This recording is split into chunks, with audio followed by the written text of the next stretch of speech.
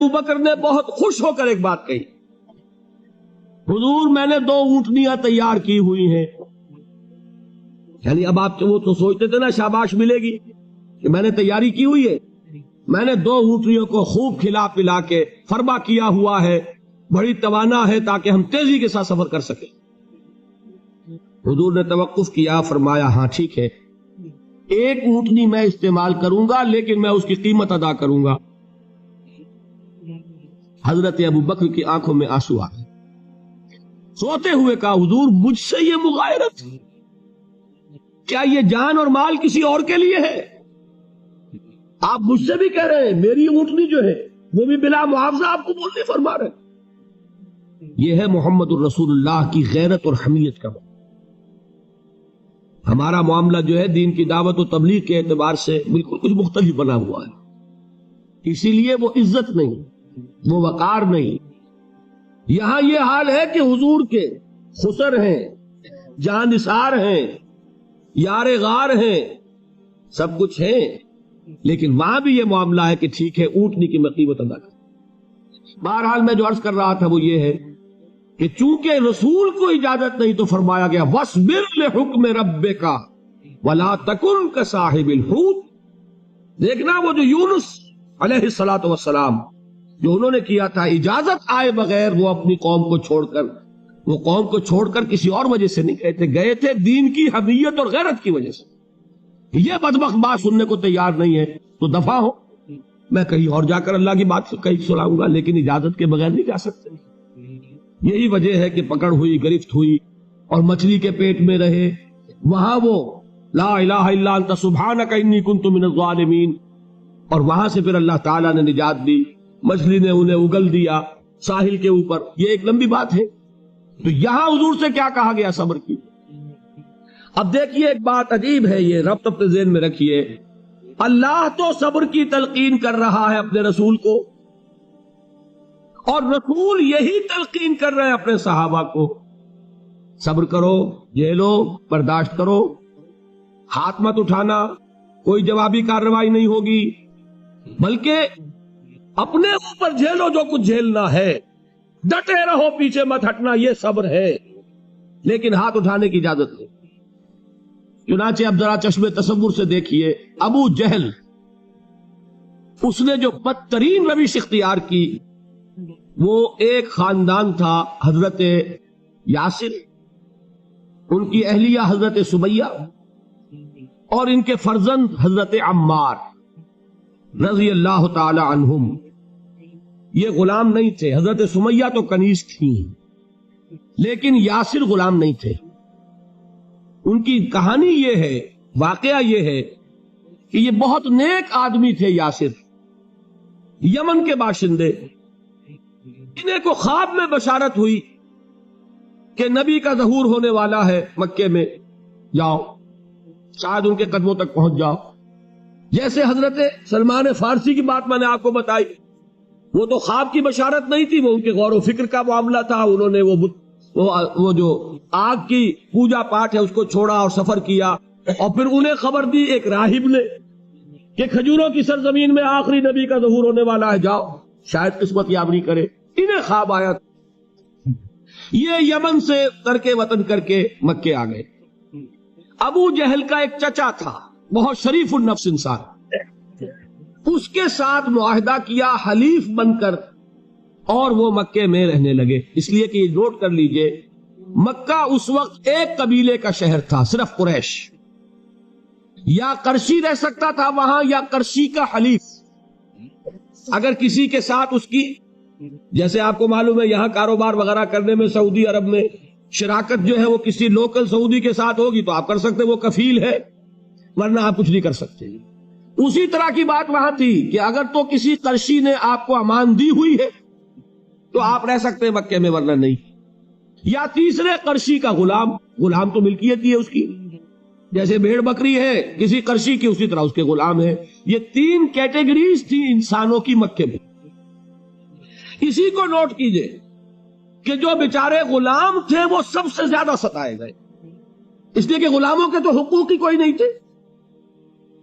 ان کو تو اگر کوئی شخص اپنے غلام کو ذبح کر دیتا تھا تو بھی کوئی پوچھنے والا نہیں. بالکل ایسے ہی ہے نا. آپ کی بکری آپ نے ذبح کی، گوشت کھا لیا، کوئی آپ سے کوئی پوچھ سکتا ہے؟ جب ملکیت ہے، آپ کی بکری آپ کی تھی، آپ نے ذبح کر دی. غلام آپ کی ملکیت تھا، آپ نے ختم کر دیا. کوئی اس میں جرم نہیں، کوئی باس پرس نہیں.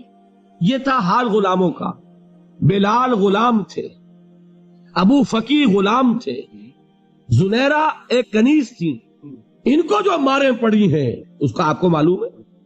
حضرت بلال کے ساتھ جو کچھ امیہ ابن خلف نے کیا، کہ جس طریقے سے کہ حیوانوں کی لاشیں جو ہے کھینچ کر گھسیٹ کر لے جائی جاتی ہیں، ان کی گردن میں رسی ڈال کر گھسیٹتے، اسی طریقے سے حضرت بلال کے گردن میں رسی ڈال کر پھر دوپہر کے وقت مکے کی سنگلاخ گلیوں کے اندر گھسیٹا جاتا تھا. نیچے زمین جل رہی ہے توے کی طرح، اور ویسا بھی ہوتا تھا کہ چت لٹا دیا، اوپر سے وہ آگ مکے کا کہ سورج جو ہے ذرا نوٹ کیجئے، آگ برسا رہا، نیچے زمین توے کی طرح جل رہی، اور ایک بھاری سل بھی لا کر جو ہے سر پر رکھ دی، چھاتی پر رکھ دی گئی ہے کہ آواز نہیں نکل رہی، جھاگ نکل رہے منہ سے. لیکن اس حال میں بھی احد احد احد، ایک ایک اللہ، قل هو اللہ احد، الفاظ نکل رہے. یہ ہے وہ صبر، یہ ہے وہ صبر. صبر علی الابتلاء، صبر علی الایذاء. یہ ابتلاء اور ایذاء پر صبر ہے. جھیلو، برداشت کرو، اس توحید پر قائم رہو، محمد کی رسالت کے اقرار کرتے رہو صلی اللہ علیہ وسلم، لیکن ہاتھ نہیں اٹھانا. اب میں آپ کو بتا رہا تھا یہ تو غلام تھے، یہ جو تھے یاسر، یہ حلیف تھے، غلام تو نہیں تھے نا.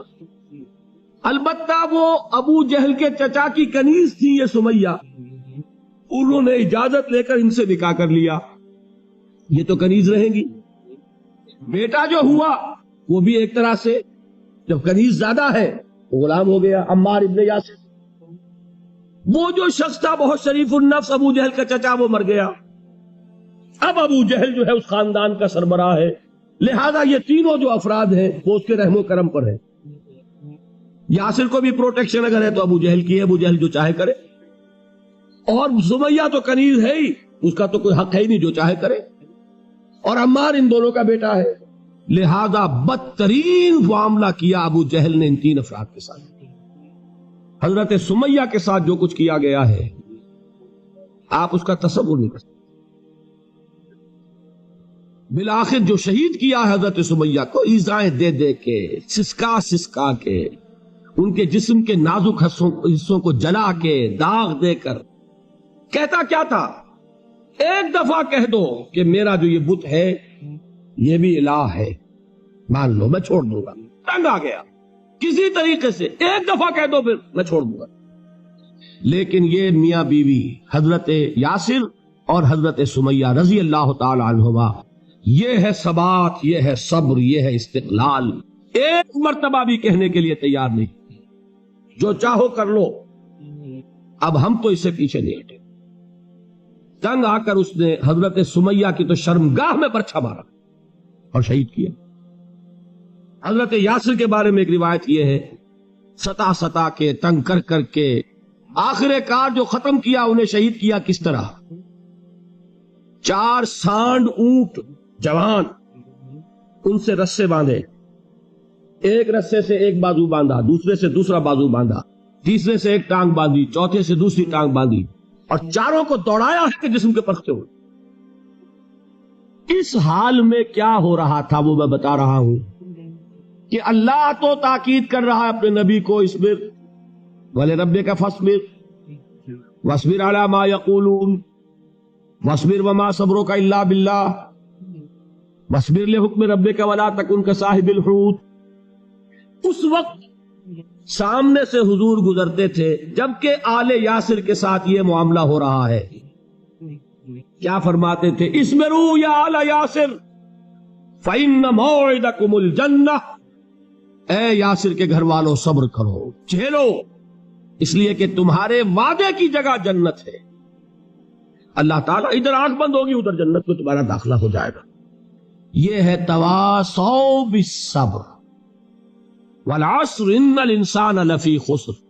یہ تواصو بالصبر پر کون عمل کر رہا ہے؟ محمد الرسول اللہ صلی اللہ علیہ وسلم. اس میں بھی ایک بات ہے، وہ بھی سمجھ لیجئے، دین میں جہاں عظیمت ہے رخصت کا پہلو بھی ہے. یہ جو نوجوان تھے، یہ بوڑھے والدین کا تو وہ مقام ہے، یہ رتبہ بلند ملا جس کو مل گیا. اور مدعی کے واسطے دار و رسن کہاں؟ حضرت سمیہ اور حضرت یاسر. نوٹ کیجئے، میں ایک اعتبار سے کہا کرتا ہوں سید الشہداء یہ بنے کہ نہیں بنے، ان کو جو فوقیت حاصل ہوئی، الفضل للمتقدمین، سب سے پہلی جان دینے والی یہ خاتون اور سب سے پہلی جان دینے والا اللہ کے لیے، توحید کے لیے، محمد کی رسالت کے لیے صلی اللہ علیہ وسلم. دے تو بھی محمد کی صداقت کی گواہی. یہ صداقت کی گواہی دیتے ہوئے انہوں نے اپنی جانیں دے دی.